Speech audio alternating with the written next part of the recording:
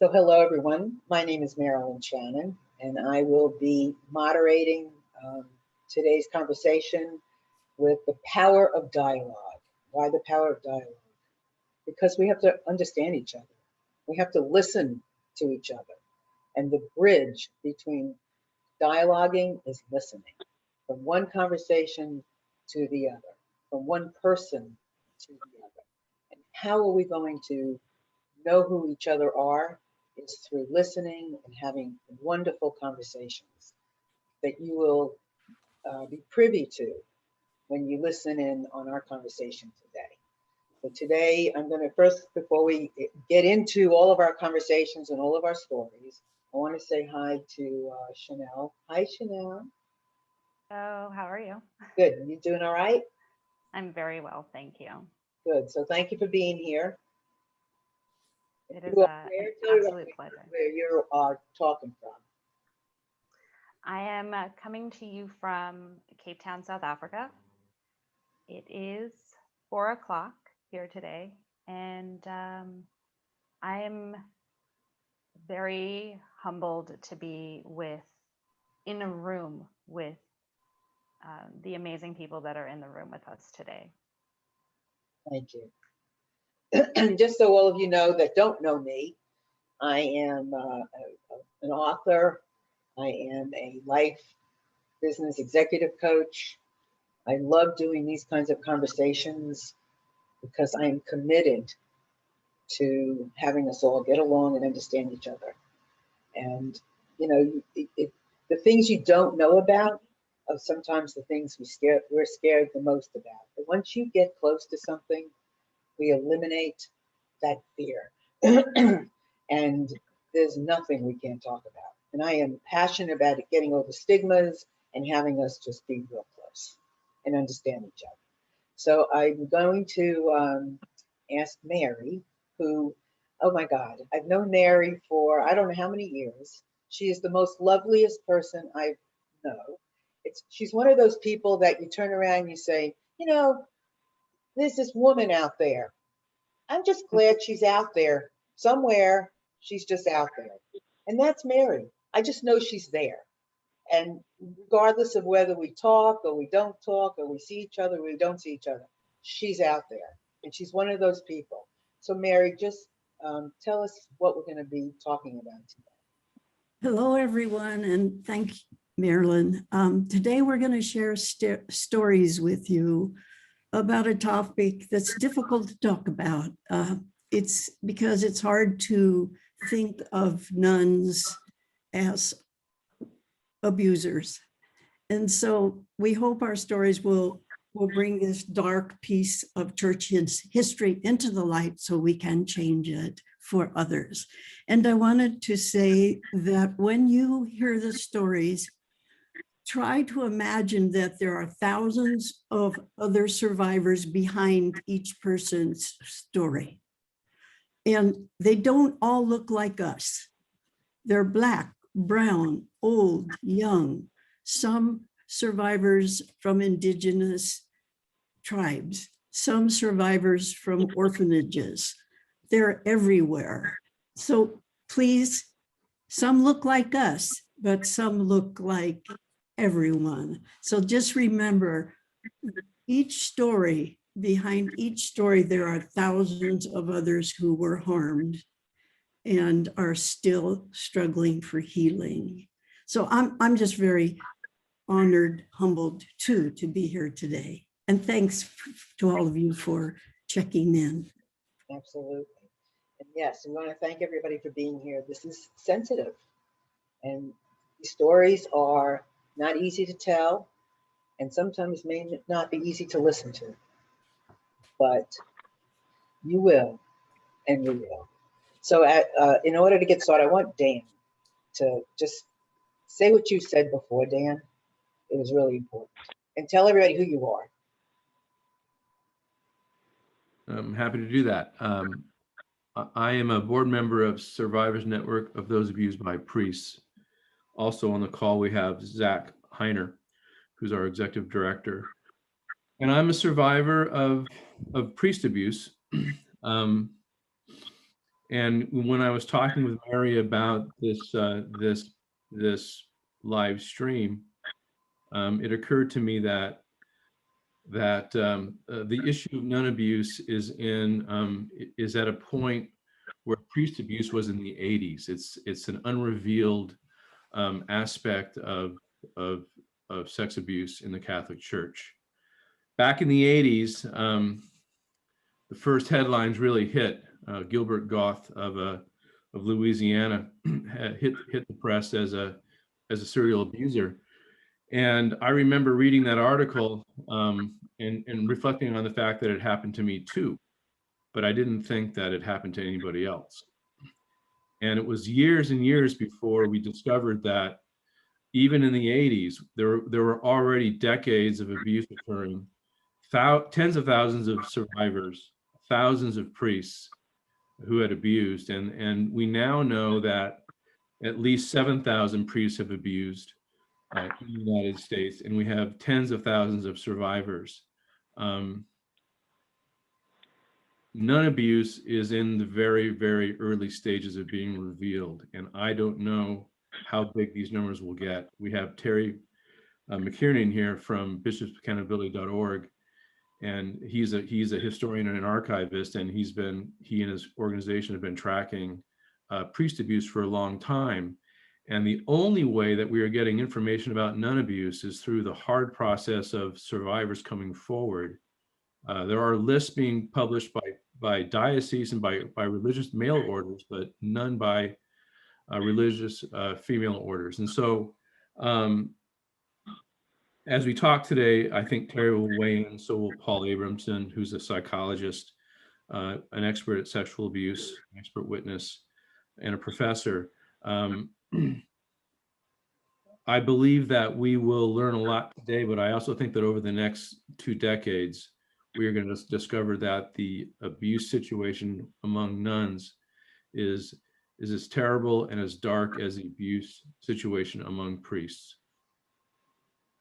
So in essence, Dan, this is a unique conversation we're having because we're able to put this out there and share these stories so that everyone can hear them, understand what's going on. Because as Dan said, this is new. It's a new revelation.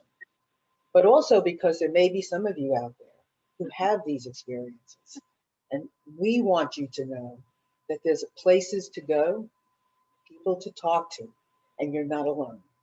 So anytime during this, there'll be opportunities where you will know who you can connect with if this is something that has been a part of your life or somebody that you know, because we want to bring this out into the public's eye. So with that, you mentioned SNAP. So I just want Zach to talk about SNAP for a second.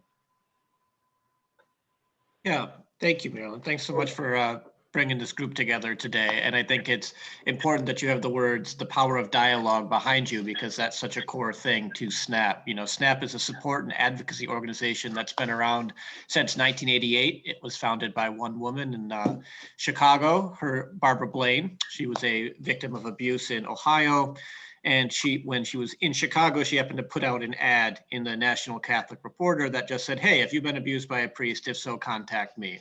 And thus the first SNAP support group was born. And that is the crux of our work today, is running support groups for folks who have been abused, despite our name, not just by priests, but nuns, deacons, staffers. We've branched out over the years to include folks from every denomination, because we know abuse happens in every denomination. And the organization has really grown over the past 30 years. And like I said, a crux of what we do is that dialogue, that providing an opportunity for survivors to come together, have a place where they can share and speak with each other and know it'll be free of judgment, a place where they can just talk about what they're going through and be with others who have been in the same.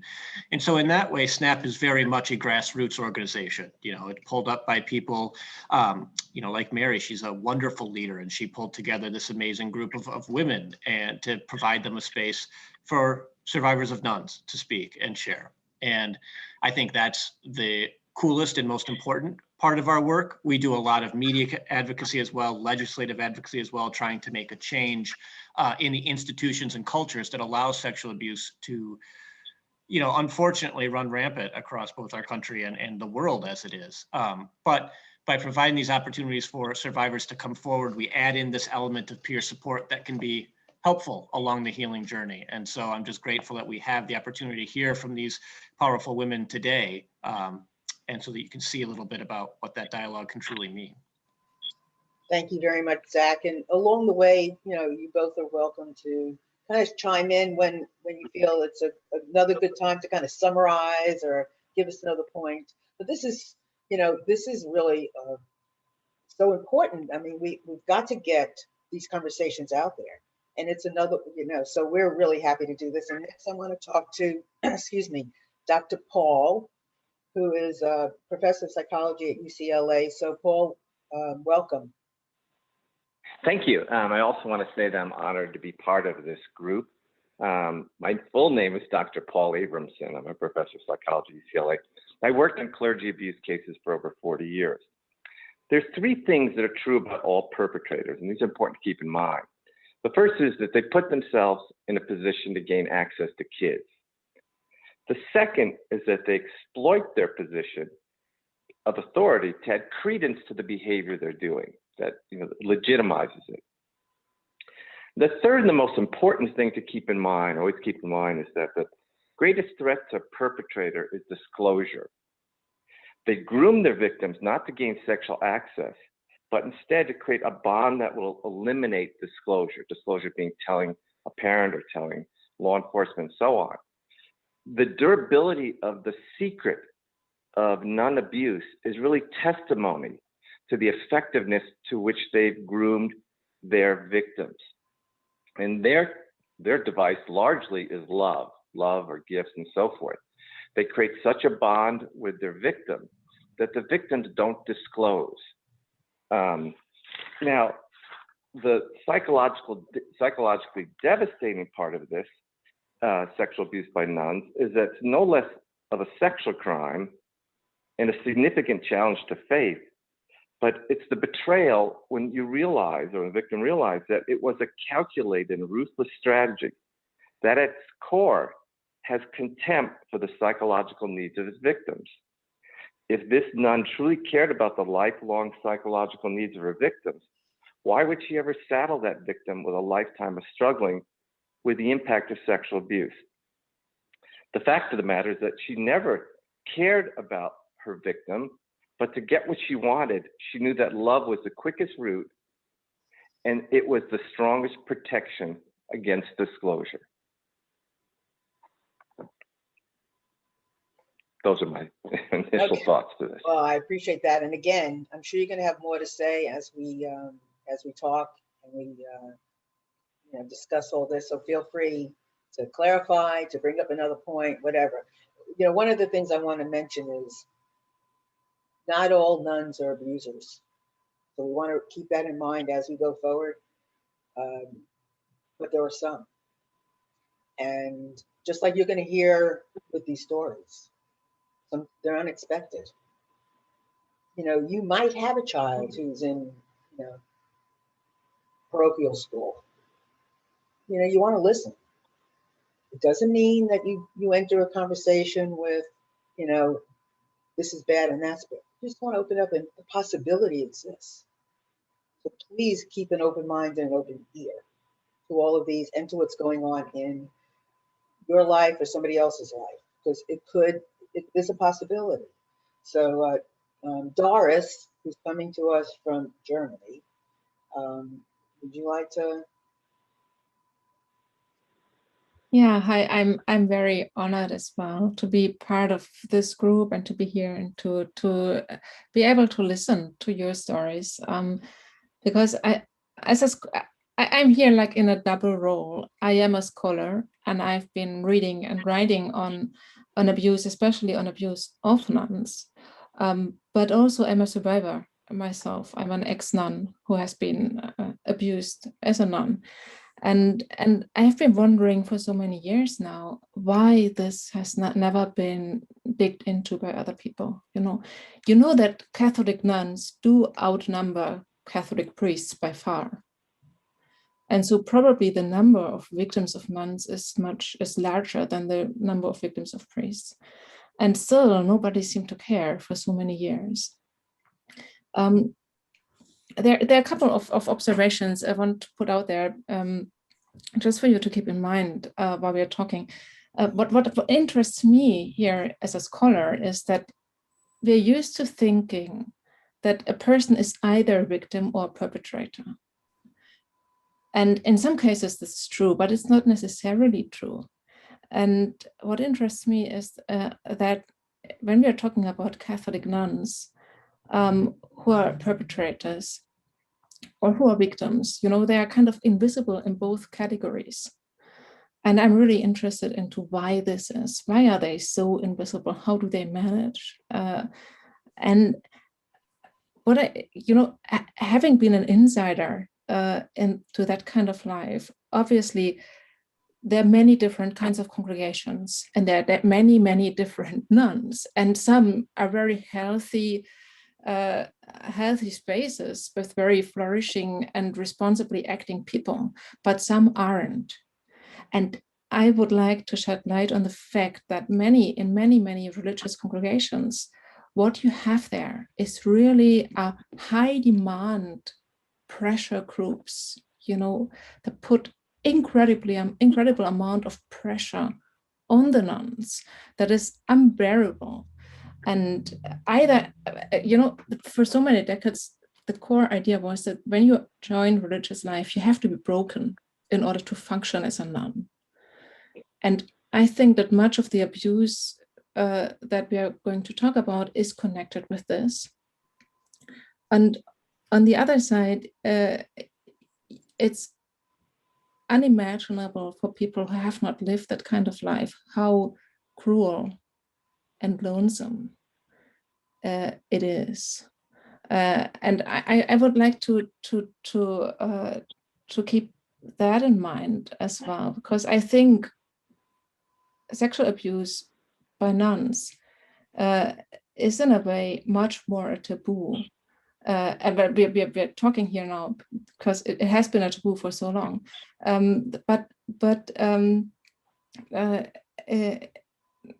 Sorry, I've lost my line. What I wanted to say is that there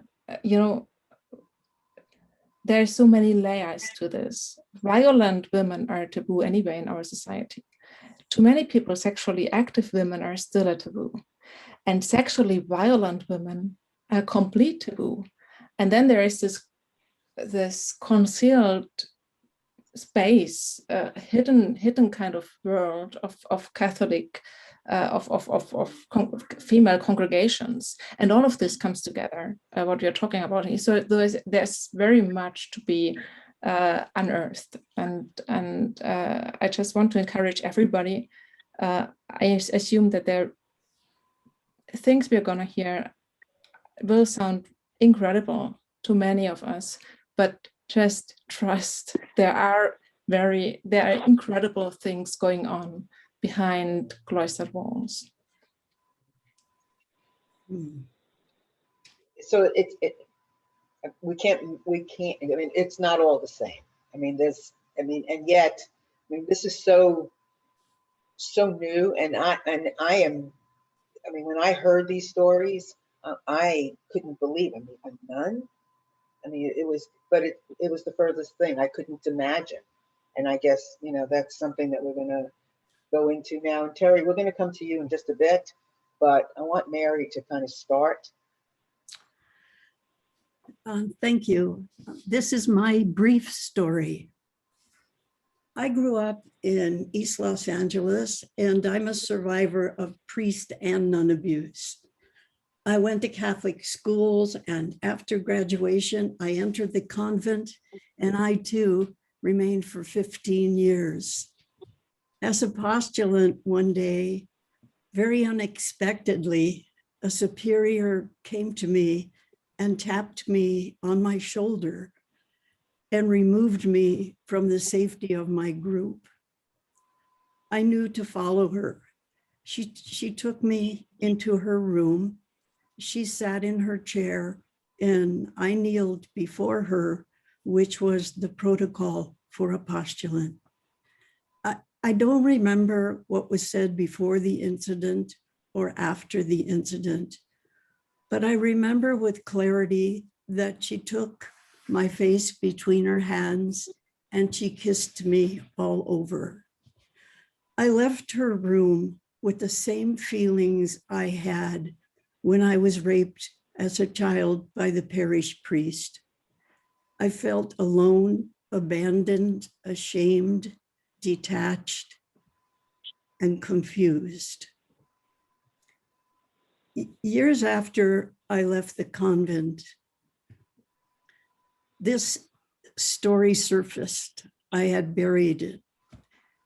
And I began to tell friends the story, and they would say, that's weird, that's strange, that's creepy.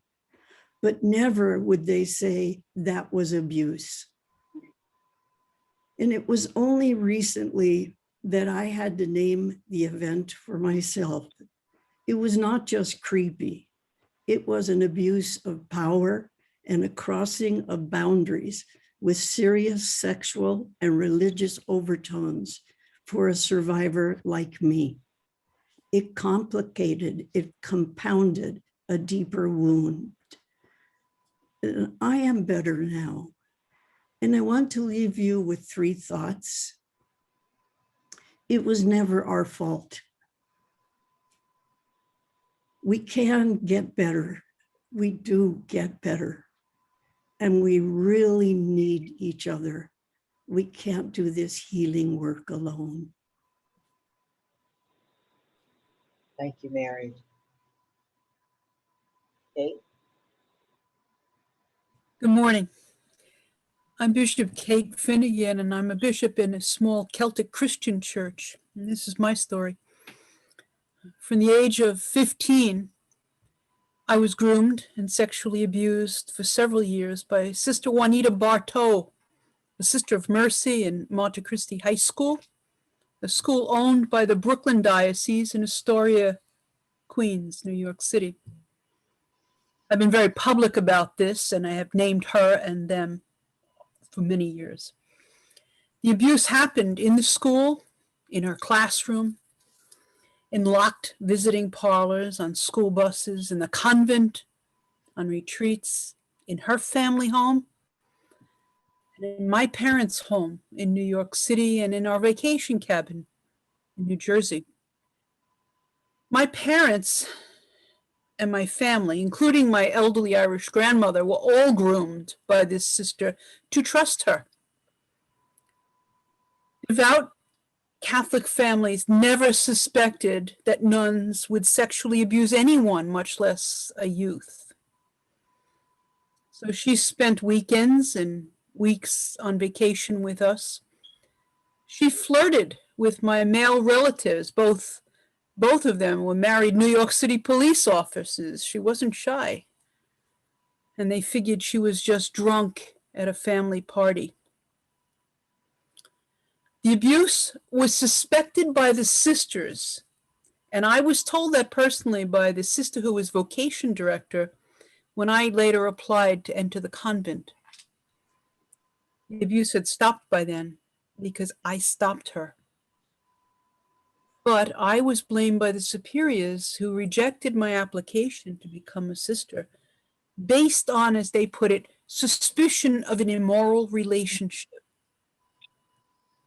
But they did not punish Sister Juanita. I confronted her directly about it because I was furious that what she had been doing to me spoiled my future as a Sister of Mercy.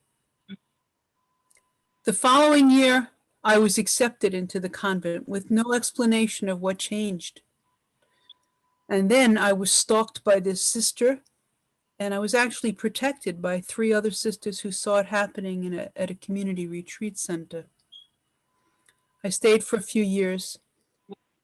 And I left the convent very confused before taking vows. It was not until my own middle age, supported by my husband, my family, that I understood that what happened to me was sexual abuse. Because nobody ever wants to use the word victim in the same sentence as his or her own name. It's a horrifying reality, and it sent me into therapy for many years. It affected not only me, it affected my marriage and my daughter, my elderly mother who felt betrayed by the church, having trusted me to the care of the good sisters and paid the diocese for 12 years for a safe education.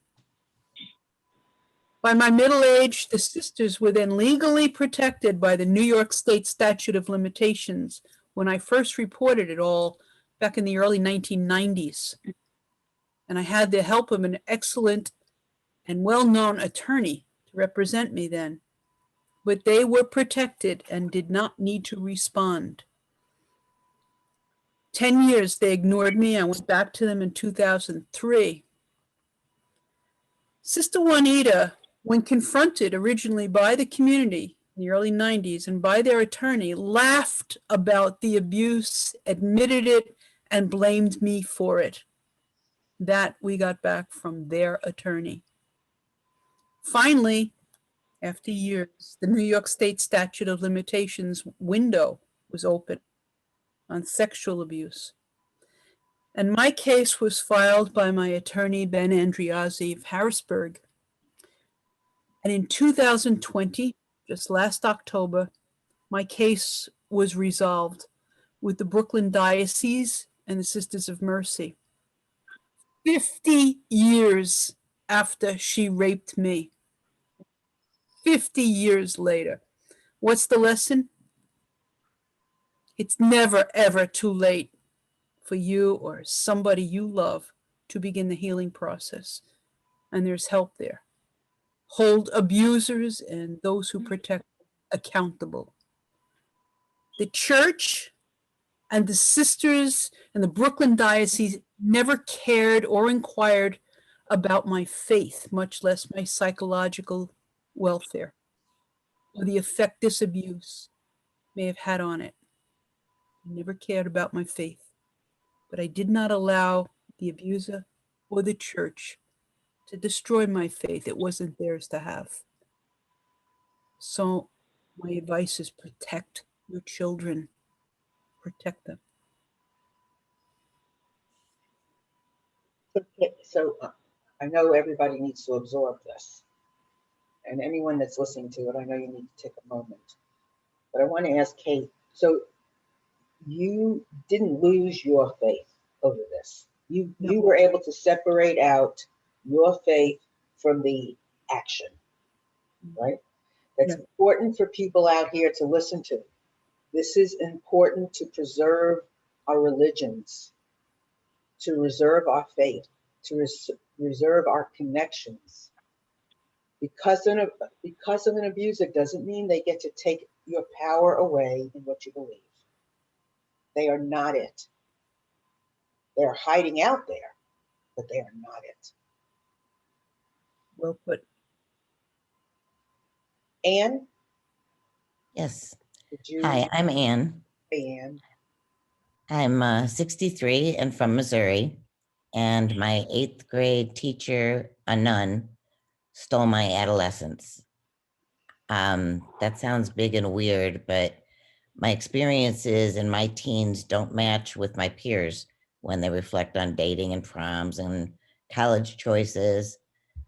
There's a disconnect in my life for a good period of time. I was 13 years old and she was 37. Sister Judith was a spunky redhead and the other students liked her. She began grooming me from the very start. Her compliments and suggestive remarks, notes, physical contact when it wasn't necessary, confused and intrigued me. She even found ways to hide in corners and kiss me while school was in session. After a little bit around the holidays, she invited me to spend the night at the convent. And after we chatted and she blew out the candle, she asked me to join her in her bed. And I did. And she wrapped her body around me, and it felt like magic to me. I was 13, and things progressed to spending the night very often. My boyfriend and my friends dropped me. I quit all of my activities. My family, I avoided them. Life as that I had always known had just gone away. I now belonged to this nun. She called it God's love, and she said that we were chosen. I had noted everything on calendars, and my mom found them when I was 15. She and my father went directly to the Monsignor of the parish, who begged my father, who was crying, to not bring scandal to his parish.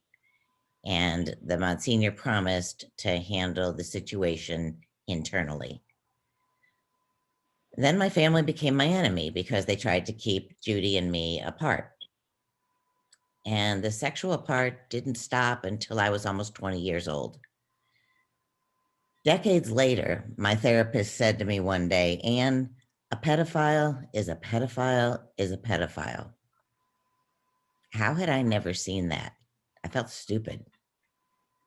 That's when I got in touch with SNAP and was so thankful to know other people who believed me and understood me automatically.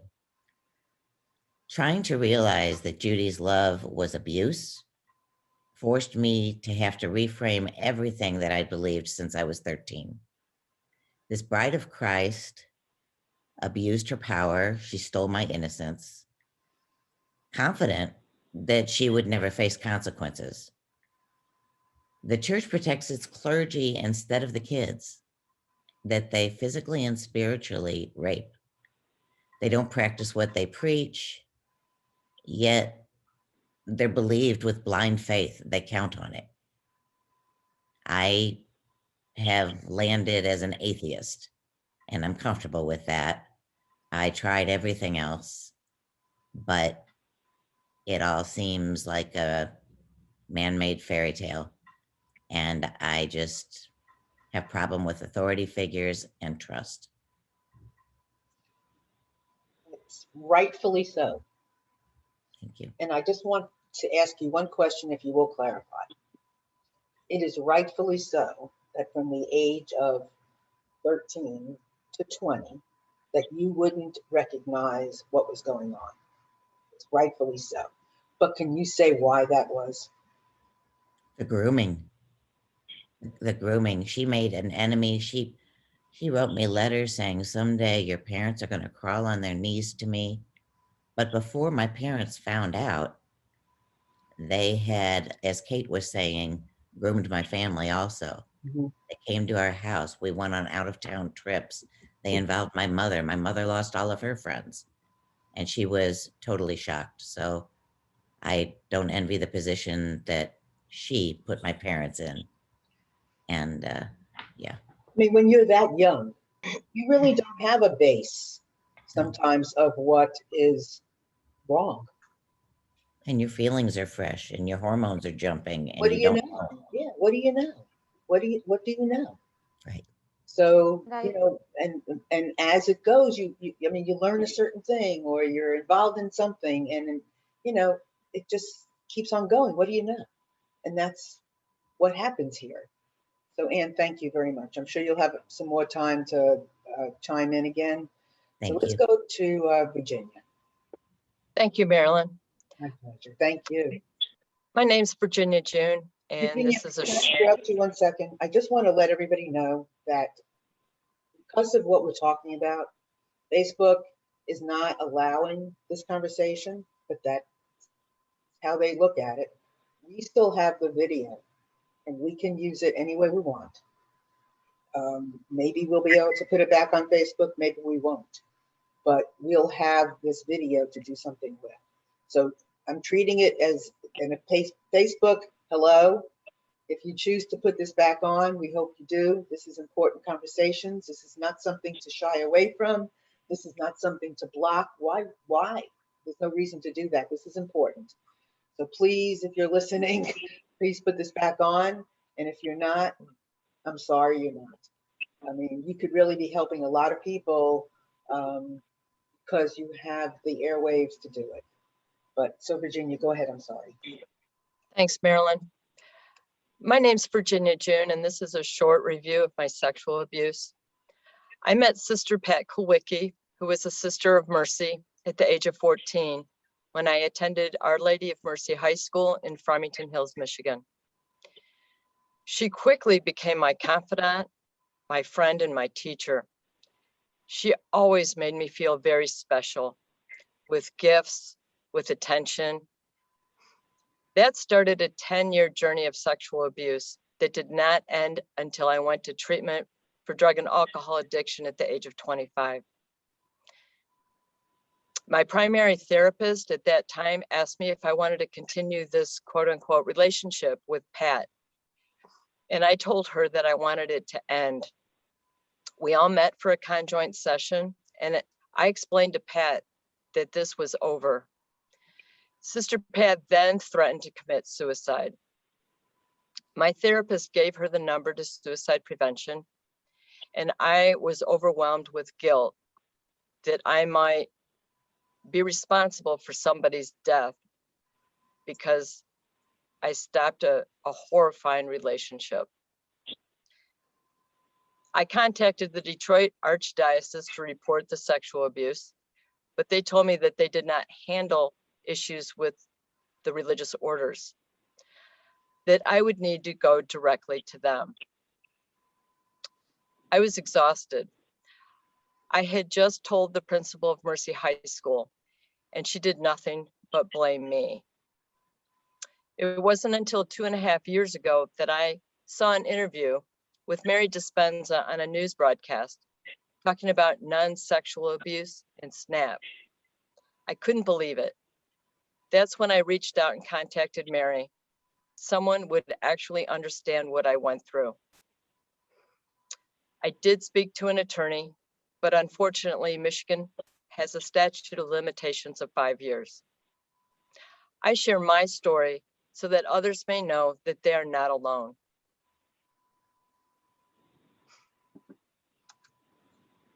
Thanks, Marilyn. My pleasure, Virginia. Let me ask you a quick question.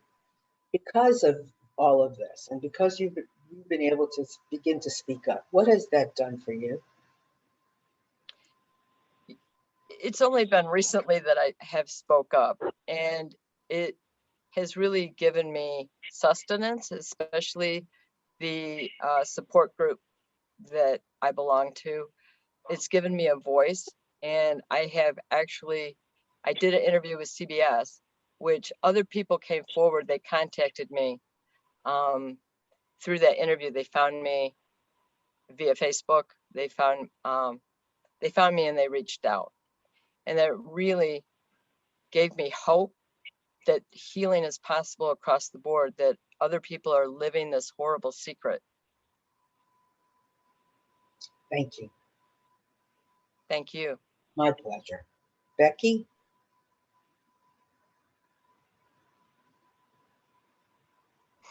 Muted. Becky's muted. Becky, you're muted.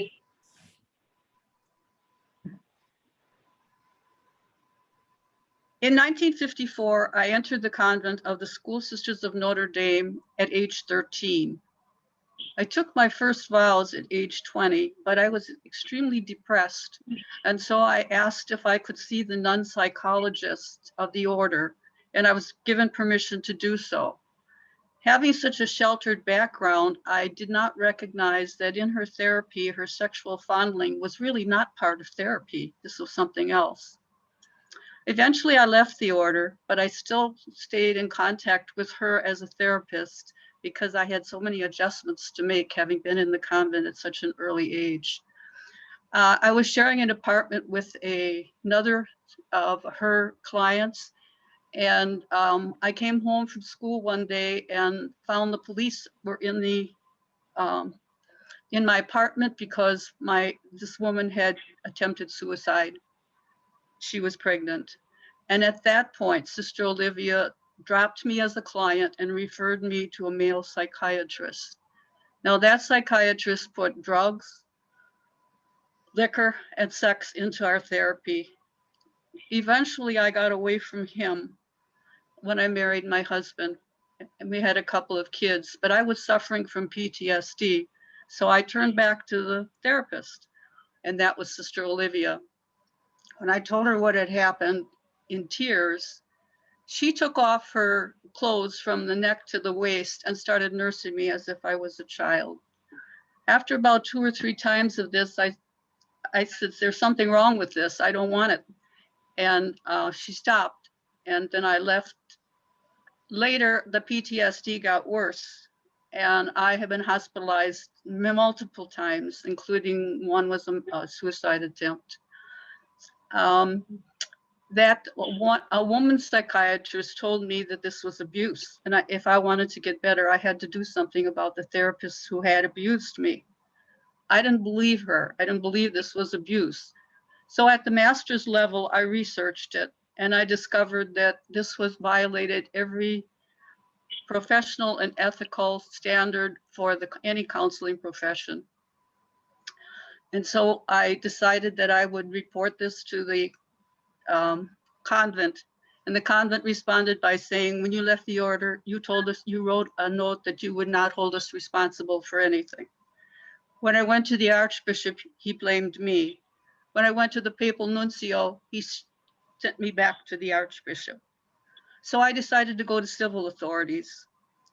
After an extensive investigation, the doctor's license was revoked, but it was restored on appeal because of statute of limitations. The nun had her license suspended, and her order sent her to a small rural community to serve as a pastoral counselor with no supervision.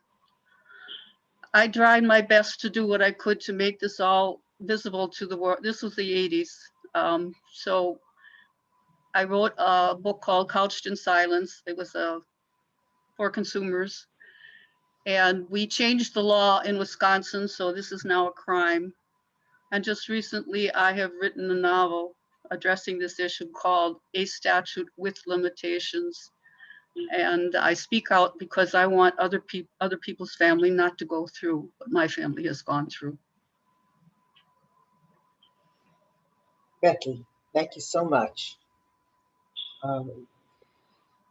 I know that you also have more to share and more experiences. So I really appreciate you being here. And I'm going to come back to you too. And I just wanted Paige to come in and share hers. Hi, everyone. My name is Paige, and I'm a survivor of a story with a twist. I met my abuser, who is then a lay teacher, through our mutual interest in theology and religion. She also advised 2 clubs that I was deeply involved with. She was sarcastic, had a wicked sense of humor, liked similar music and art, and we just hit it off. She used these mutual interests for grooming. Things escalated quickly into spiritual, emotional, and sexual abuse. I ignored my friends and family who were concerned. I spent hours talking to her, sending instant messages, and just spending time with her. She drove me to visit an out-of-state college where things turned sexual. I envisioned us being together, but instead, during my freshman year of college, got a shocking call. She was joining a religious order. I spiraled into years of depression and anxiety to cope with the pain, confusion, and heartbrokenness. I struggled to understand how someone could become the bride of Christ knowing they took my virginity as a teacher in a position of authority. I never forgot the abuse, just tried to suppress it and justify it. In November 2020, my son and I saw a commercial for a news show on TV that was about a student-teacher abuse. He exclaimed, "That's just wrong. My 9-year-old son could identify abuse, but I had rationalized it away and blamed myself for years." I'm unique here because my abuser is still alive and engaged in church ministry. She serves on her order's leadership team. She told me years ago, when I got the courage to call her up, that she is trying to make up for it every day. But I worry that my silence has put others in harm's way. And today, I'm using my voice to say her name publicly for healing and awareness.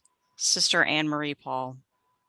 She and the Diocese of Allentown, who employed her as a lay teacher at the time, are protected by the Pennsylvania Statute of Limitations unless the law changes to open a retroactive window for justice.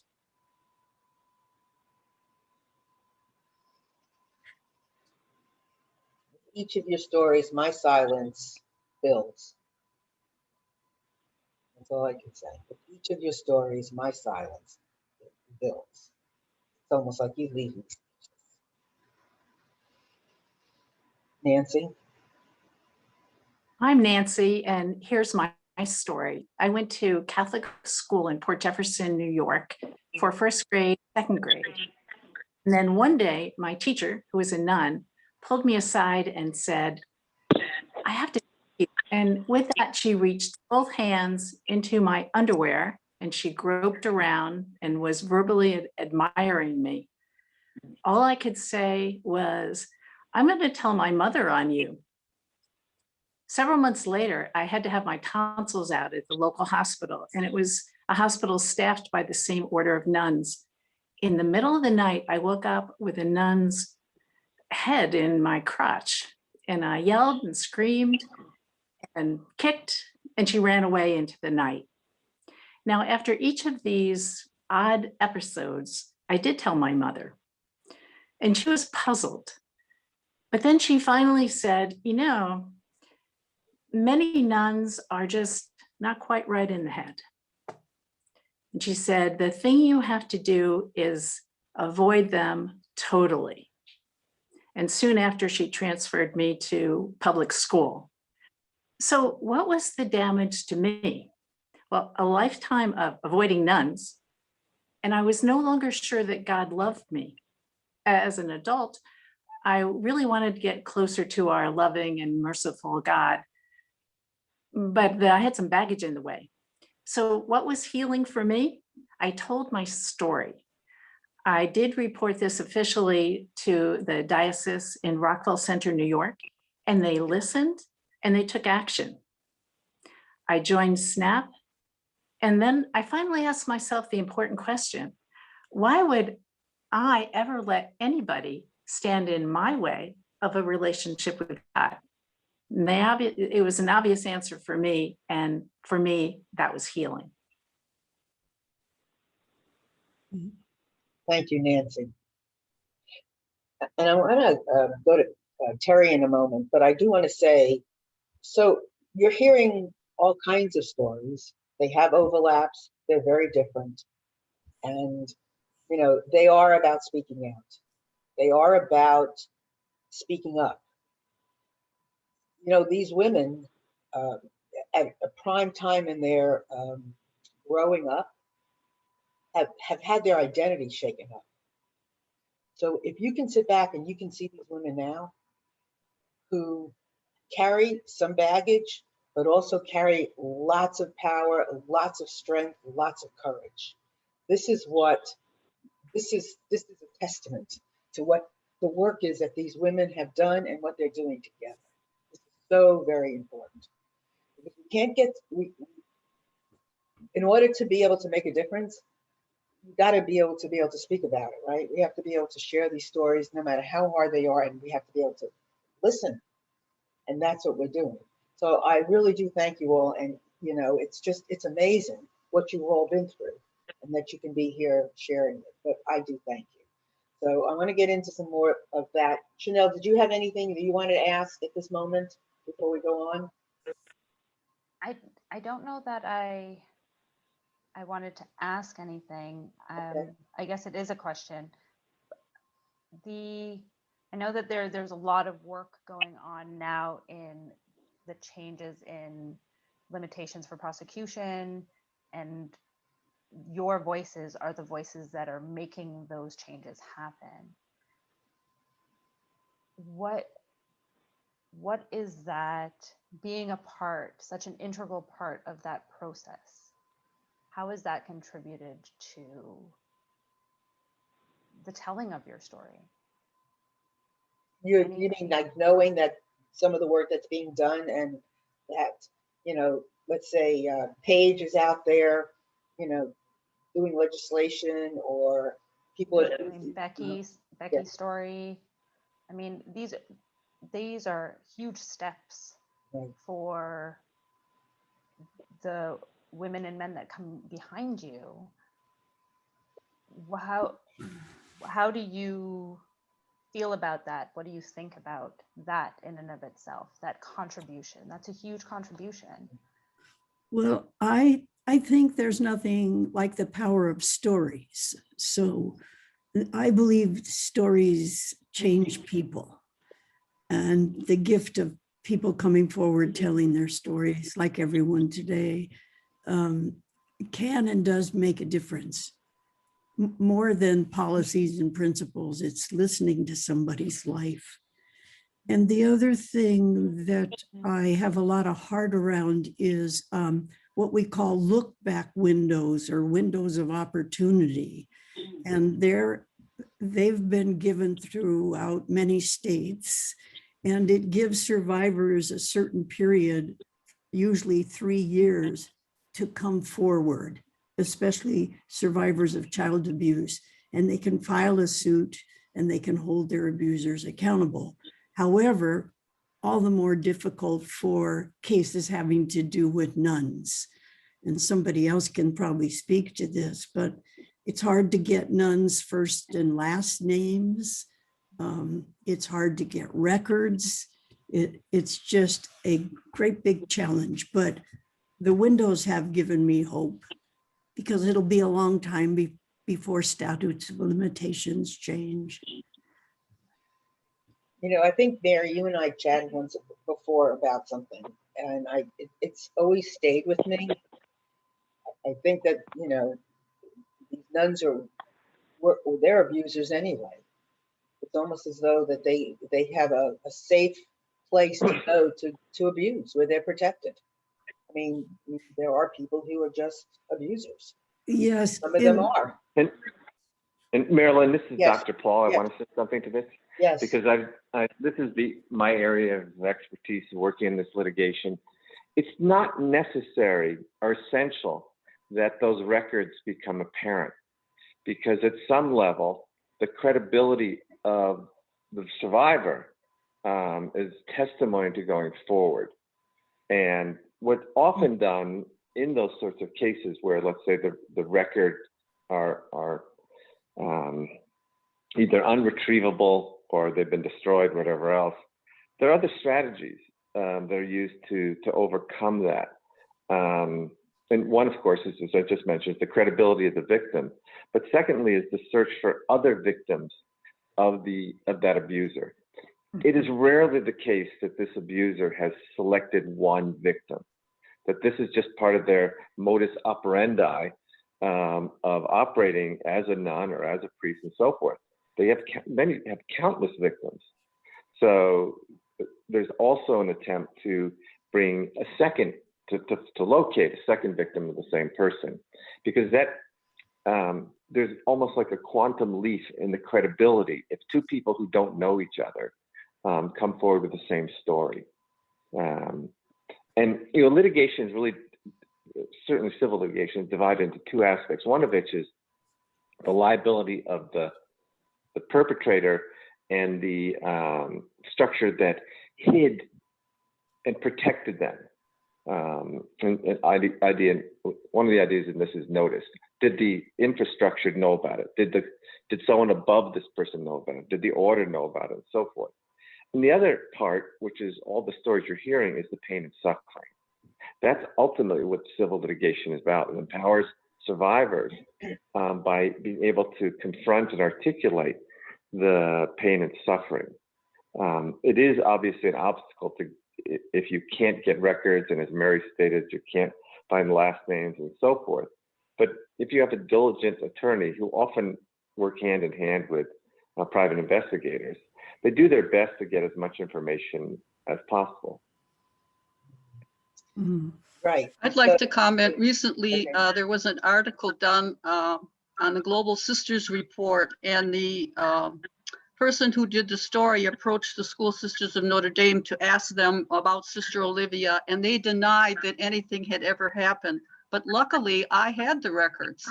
I had a copy of the letter to the Archbishop. I had the official document that said her license was suspended. Later on, they apologized. But the point is, if they don't let us know that these are abusers out here, it's going to go on.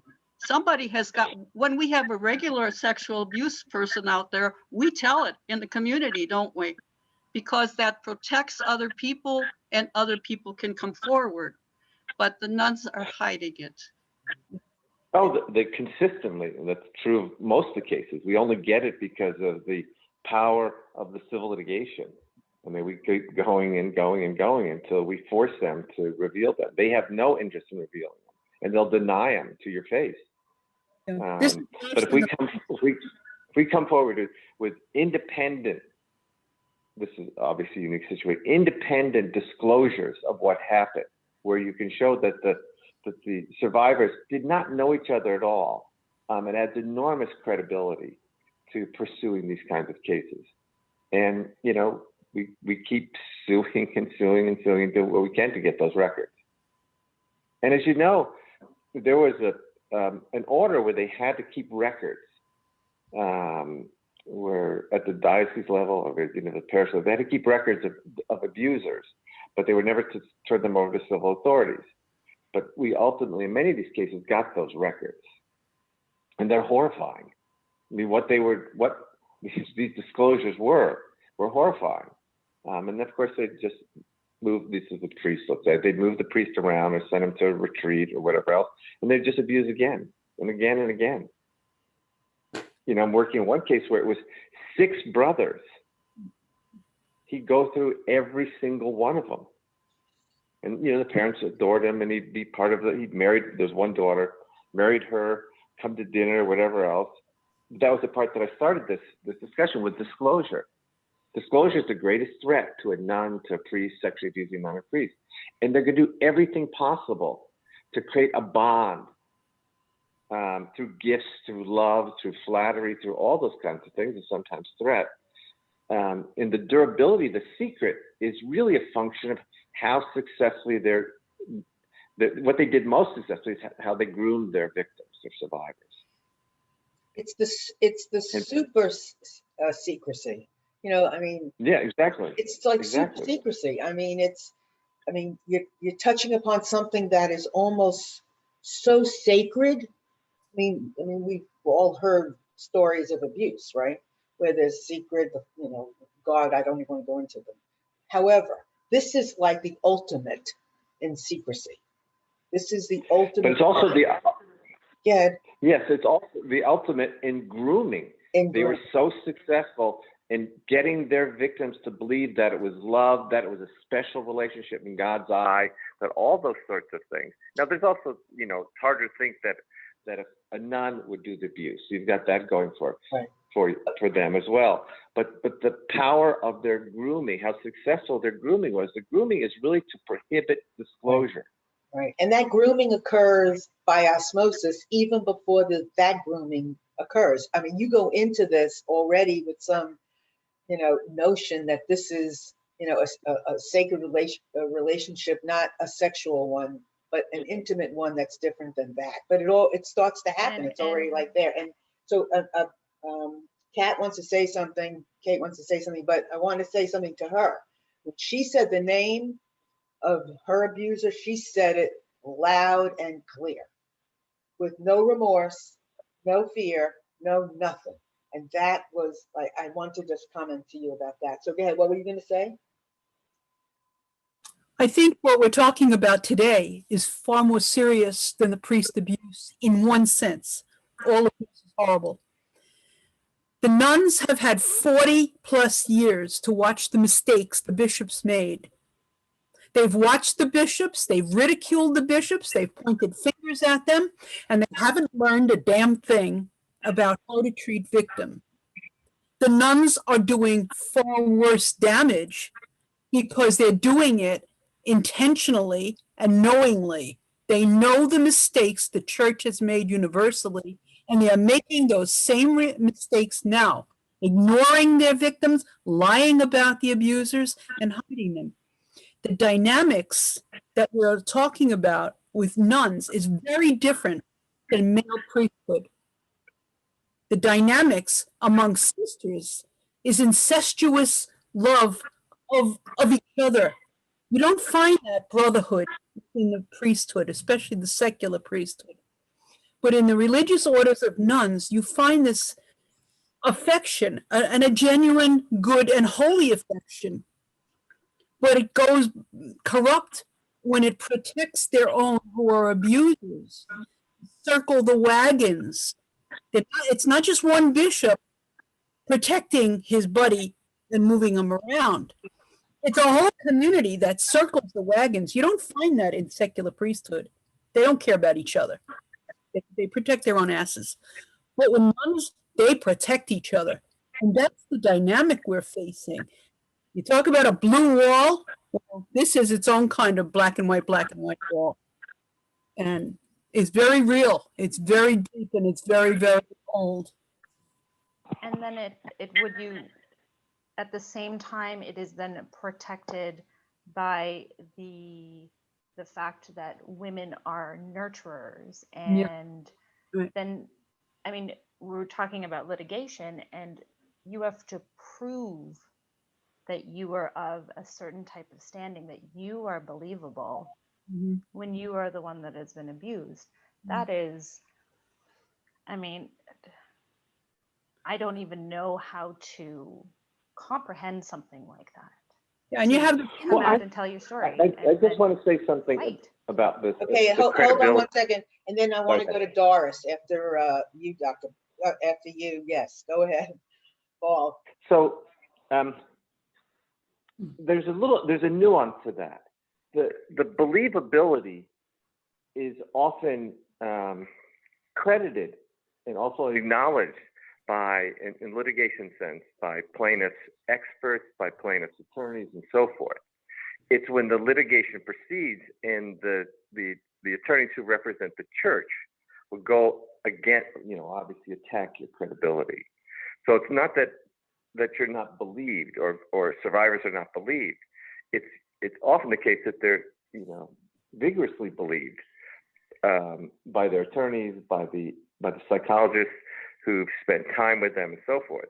But the defense attorneys, their job is to dismantle it, to raise doubt and so forth. And, the church hires characters like that. Yeah. And that is their job. Yeah. Right. And they do it. And a lot of them do a really good job of it. If you sit back and you listen, you go, oh my God, what a twist. Doris? I want to add two things that may be important here. One thing very quickly is that it's not only the case that one perpetrator usually has more victims, but especially when we're talking about religious orders, I have the feeling that in many cases they're places where perpetrators thrive, and a place where you find one perpetrator, a specific convent, a specific place of the convent, there are often others. Not necessarily in every case, but often. There's something else I want to add regarding records and things like that. I think it may be crucial to understand that when we're talking about nuns, in terms of canon law, nuns do not qualify as perpetrators of sexual abuse. Only priests do. And nuns are not affected by the punishments foreseen by canon law. They cannot be laicized. So only priests do qualify. It's almost as if for the Catholic Church, in its understanding, sexual abuse only occurs where penis is. Otherwise, it's impossible to have sexual abuse. And I think that might be the case. That might be behind the fact, and it's part of the background why we don't have so many records, why this has been silent for so long, because I think it's hard. It's been hard. Obviously, you know, they should have understood it, and but in a way, it's hard for the church to understand that nuns can abuse at all, and it by its own standards, it was not obliged to gather all this evidence and to go behind, you know, to look into those cases, because in their terms, it's not sexual abuse when a nun does something like that. And that might also explain in a weird way why so many of you grappled to understand this as well, you know, because you don't understand its abuse because it's a nun. It might be much easier to understand when it's a grown man doing this to a girl than if a nun does that. Well, and the fact that, you know, Dan identified early on for us and for everybody else out there, obviously, and that this is new. So we don't have the vocabulary, and the vocabulary hasn't sunken in yet. But God knows 10, 20 years from now, when this is more out in the open and more public and more common, it will be identified as abuse. We have to get there. Mary, and then I'm going to go to Terry. Yeah. We haven't talked about male survivors of nun abuse, but another reason we don't hear all the stories, men carry a great shame, or at least those that I've talked to, for having been or allowed a woman to harm them and molest them and rape them. So the whole thing is shrouded in secrecy, the title of this program. It's like layers after layers. Literally, the habits were convey the message of underneath there's, we can't get to it. But there's so many things about the culture of religious women too, that keeps the secrets going. And Kate mentioned, but we sometimes talk about it like an incestuous family that keeps the secret, because there's this thing we're family, we can't tell on each other. Yep. We have to protect so there are just all kinds of things about the culture of religious women that keep it secret, hidden in the dark, and it's like a hard nut to crack. For example, nuns have been subservient. This is in the past, mostly. There's been a change, but they were not allowed to speak out. Timid, shy, respectful, none of that built for speaking out, telling the truth, coming forward. So we have a lot of work to do, and we're doing it, and that's the good news. There's Mary. I need to sign off. Okay, Paul. Thank you so much. I need to sign off. I want to thank you all for having. Thank you. It's been. Thank you. My heart goes out to all of the victims and so forth. Take care. care. Thank you for being here. Thank you. Hold on, Kat, a second. Thanks, Paul, so much. Before we go on, and I do want Terry to come in too and speak. I have to say something, Mary, based on something that you just said. Do you think that you need the men to acknowledge what has happened for it to be more that it's happening? Would it be believable if more men came forward or not? Well, of course, I believe the more we come forward, the more we change the narrative. So we need the men to come forward to change the narrative. Do we need them? As a society, do we believe it more if the men come forward? Yes, we need all the voices. Always, okay. Yes. Kat, you want to go quick? And then we're going to go to Terry. Yeah, I just want to say something on what Mary had said. You know, it's going to take obviously a lot of stuff to change this and reform this whole thing and heal people. It's going to take good sisters outing the bad guys and taking care of this issue. But it's also going to take the whole church to say, we don't need our Vestal virgins up here, you know, the bastion of purity. The laity are afraid of acknowledging this is the final act of purity we have in the church because the priests have screwed it all up. So who wants to believe that nuns could ever do this? None of us want to believe that. I don't even want to believe it, and I lived with them. But it's going to take the church, I mean the people, not the functionaries, but the people, to say enough of this stuff. We got to protect our children, let good nuns do their good work, and get rid of these screwballs who are hurting people. Everybody's got a part in this healing. And we need parents. Yeah. God Yeah. knows, God forbid, of kids who they identify now that are being abused, Yeah, to come out and speak just as well, because they need, I mean, you need that as well. So Terry, Thanks, first Marilyn. time Thank we're you so hearing much from you, for. so yes, so please go on. Yeah, well, I'll be really brief. First of all, I want to thank all of you. It has been an incredibly moving and informative experience to be with you, and I have a sense of how hard it is to speak about this, and you are just all awesome. A little bit about what Bishop Accountability does. We're the beneficiaries, in a way, of the fantastic work that Zach and Dan and all survivors have done in bringing these terrible stories out. We collect them. We maintain a database of accused priests. As I've been listening to all of you, I've been wondering whether people on Facebook are still thinking, well, how prevalent is this? How often does this happen? And I can understand that question because of the way most of us think about nuns. But to give you an idea, Bishop Accountability in our database has the records of over 7,000 accused priests. We have records on 159 accused nuns. The wrong conclusion to draw from that is that this is a rare occurrence. We all know that here in the room. I think Doris's point that there are so many more nuns than priests is the first relevant issue. The second relevant issue, in my view, is that when you look at our records, you see three very significant clusters.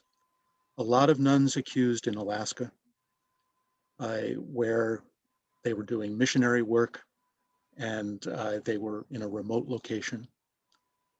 We see a lot of nuns who abused in Montana, where indigenous people were often the victims. And we see a lot of nuns accused in Kentucky, where they abused at an orphanage. And I think the crucial fact here is that if in those places where there's been real scrutiny, there are high numbers, I think we can assume that there are high numbers elsewhere, and people have not yet been able to come forward, and people are up against all of the resistance that you folks have described. My last comment is to what can be done. It is true, Doris, as you say, that documents are hard to come by.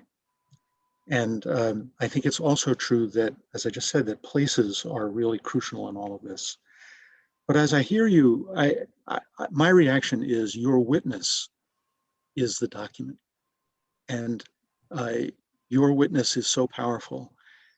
Paige, when you actually named your abuser, that's such a powerful thing to do. And Becky, when you mentioned that you have records yourself, that can be a source of documentation that will multiply this witness incalculably.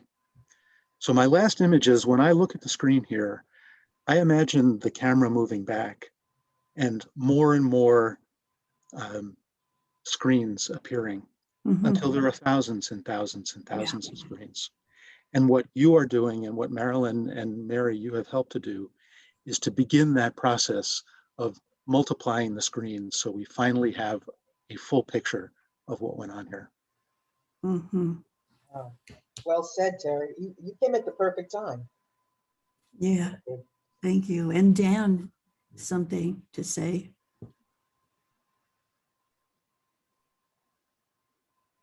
I actually want to rest my case with Terry. He really called it out. It's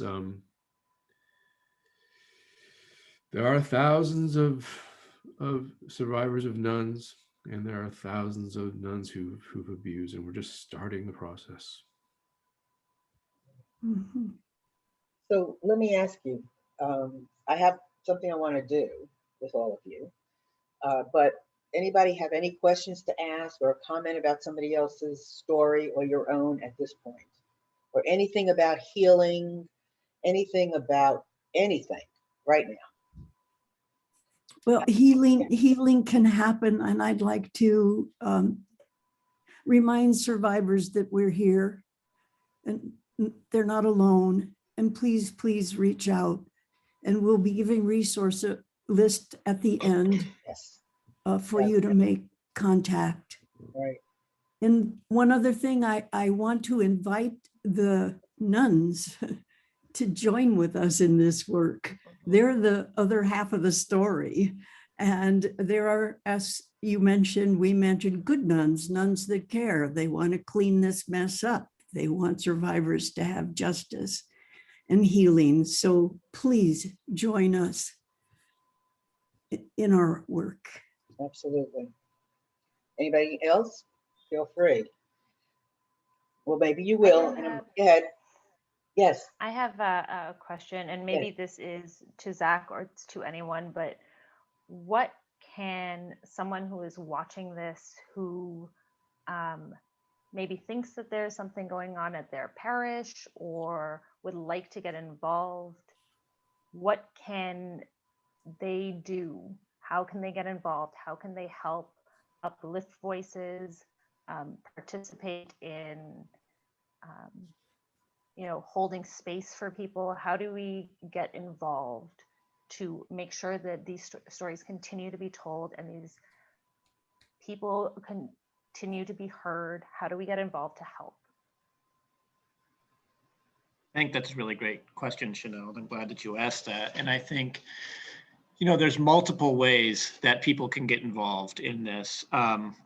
One of the easiest and simplest is simply finding opportunities to learn more, to listen to survivors and hear what they have to say, and whether that comes from following an organization like ours. There's many around the country that work in their own specific niches, but, find the opportunity. For example, right now, April is both Child Abuse Prevention Month and Sexual Assault Awareness Month. There's a ton of educational opportunities right now for free that organizations are putting on. We're a member of a group called the Keep Kids Safe Coalition. There's a ton of things going on. So there are opportunities that folks can use via the internet to simply learn more.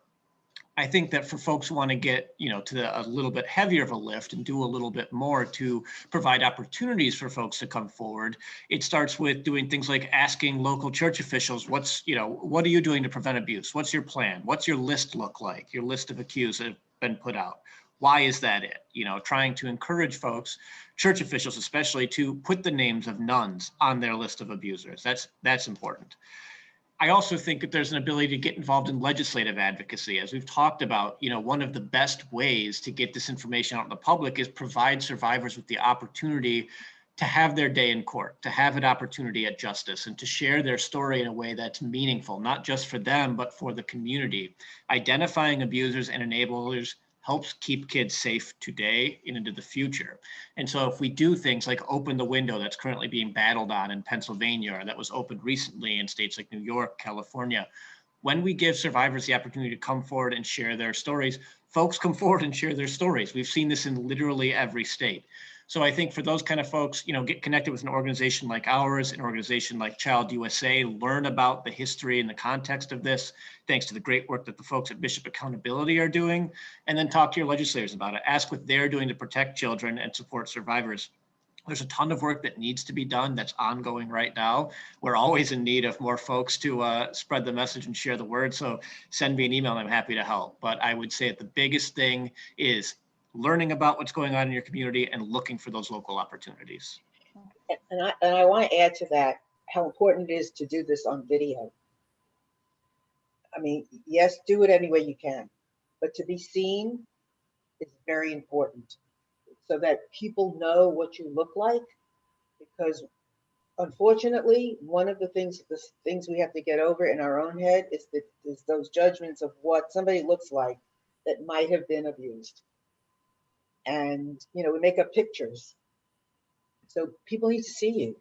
They need to see what's going on in your eyes. They need to see what's going on in your face. They need to see your heart through your expressions. They need to feel your anger, your emotion, and your stories. And it's very important to do it as many times as you can in video. Do it any way you want, but any chance you can to be seen while you do it, please do, because that speaks volumes for people to believe. Because when you look at you, all of you, it's hard to sit back and go, oh, no, they brought it on themselves, or they this. You don't look like anything like that, right? And your stories are amazing. So, you know, just do that. And any chance I can to do this with you again, I will. So what I would like very much to do is to go around and say that final moment of whatever you want to leave people with. It could be the name. You gave me the idea, Terry. It could be the name. It could be the piece of legacy, a piece of information, the documentation that you want to leave people with so they will know. This whole thing right here, right now is documentation. So I would like to go around, and if it's okay, share whatever you want. And that's your choice. So Virginia? Thank you very much. I would like to call out my abuser, which was Sister Pat Kulwicki, who served as a Sister of Mercy when I was at Our Lady of Mercy High School in Farmington Hills, Michigan, from 1974 through 1979. Thank you. And yeah, thank you very much. Thank you. Becky? The message I've always tried to give to people is you're not alone. And if you do something, you can stop other people from getting hurt. Thank you, Becky. Mary? I'd like to say to survivors that you are lovable and oh so very, very good. And never forget that. And I'm touched by all of you today and encourage other survivors to tell their stories, because in their stories are hope, courage, and healing. Thank you. Kat? I'd like to thank, actually, Sister Patricia Vetrano, who is the current president of the leadership team for the Sisters of Mercy in the Mid-Atlantic province. And I want to thank her because she had the humility to sit with me and listen to my story and believe me, despite the fact that her attorney told her nothing about our case. I want to invite her to step up to the plate and put pressure on the Sisters of Mercy, nationally and internationally, and the Leadership Conference of Women Religious to do the right thing.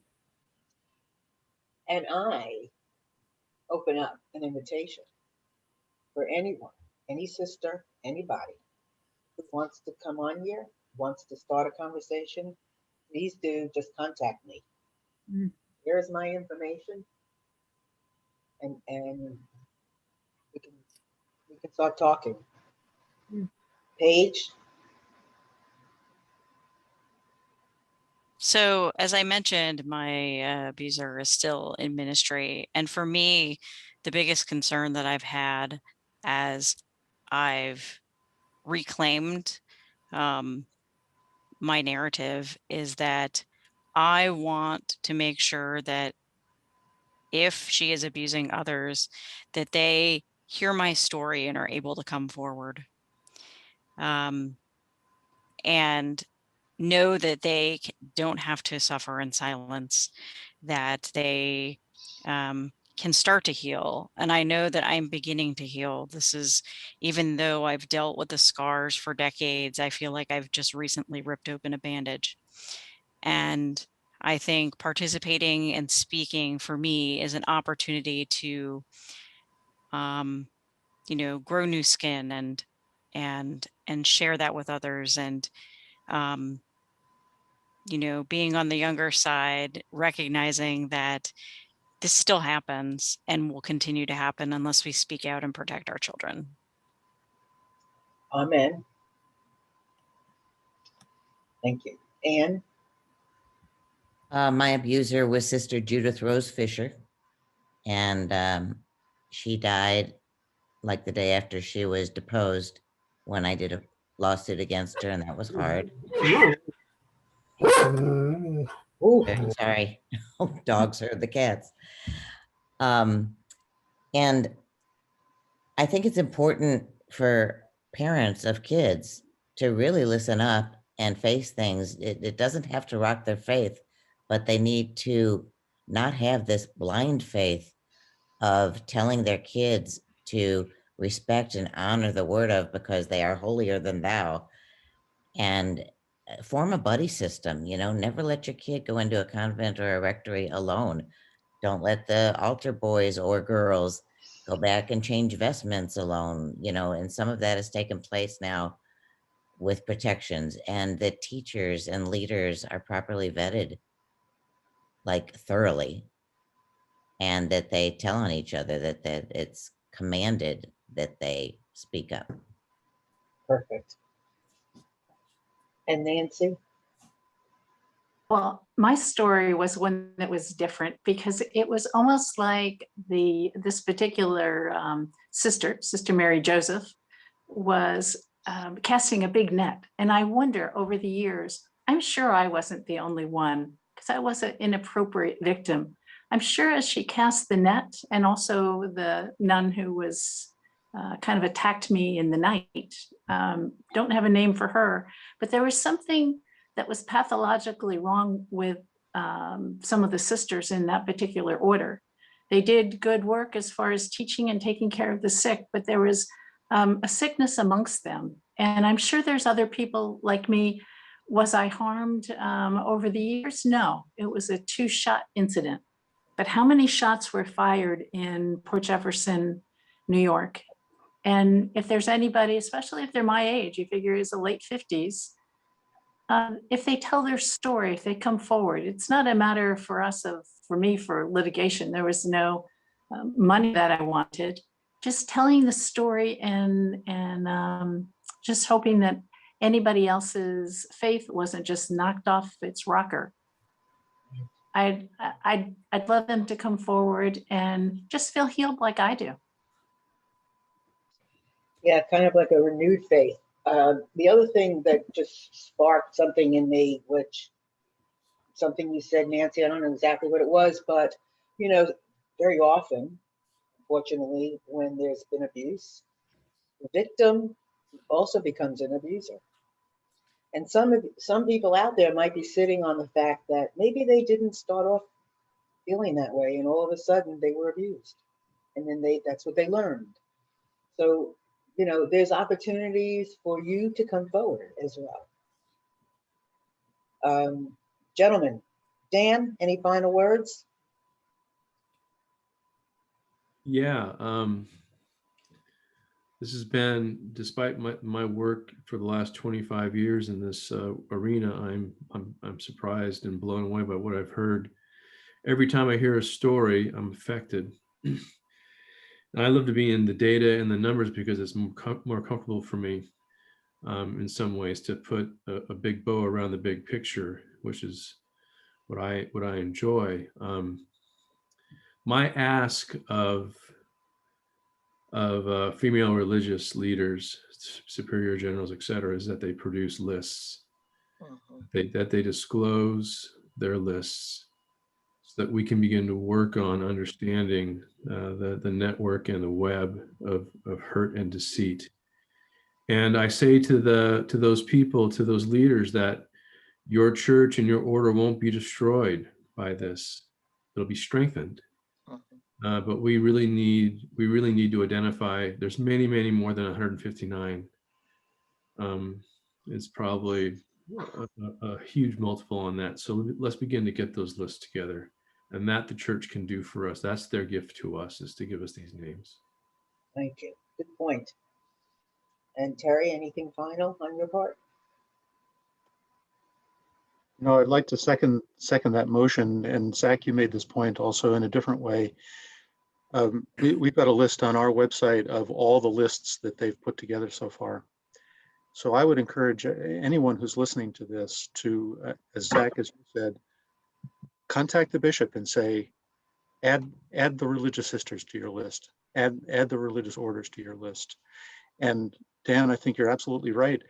Let's press the religious orders as well, especially the orders of sisters who haven't put out any lists at all, to my knowledge, to begin getting those lists out there.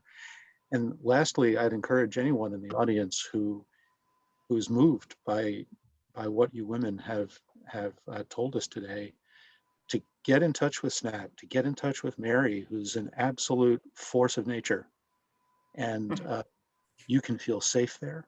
You can tell your story there, and you can begin to heal there. Thank you. And Chanel, do you have that picture I sent you, Mary's thing? Oh, you want me to give you the sharing thing so you can put it up? The resources? Yes. Yeah, Do you have that? I do. No, Oh, I don't have you it. shared your screen. Okay, here we go.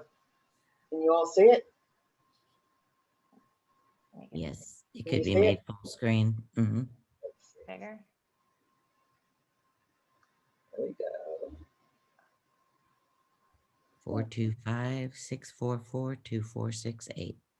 Yeah, I'll read them out. So you can visit SNAP online, and that is snapnetwork.org.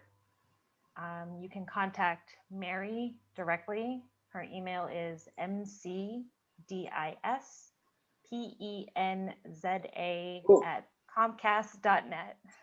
Is that There .net? you Did I go. get that right? Yes. Her phone number is also here, 425-644-2458. Oh my. 2468. Apologies.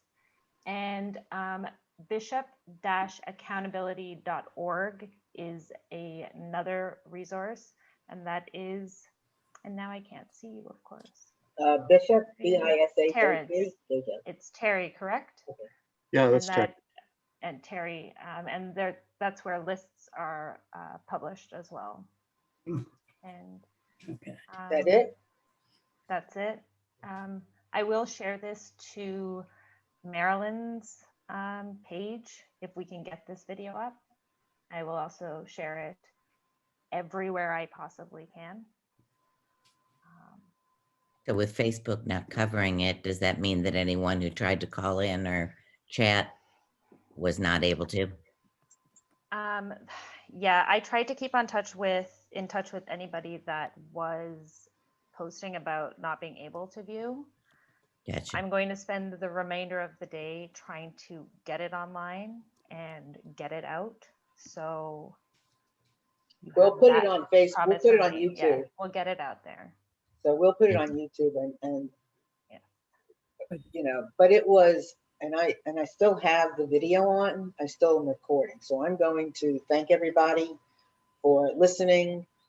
Please contact me if you have any further questions or anything I can do to help or to connect you with anyone. You see what my information is, Marilyn at powerofdialogue.com. I'll be glad to connect you with whomever. And if you just want to talk in privacy, I'm happy to do that too. Let's do something, and we can't together. So I'm going to stop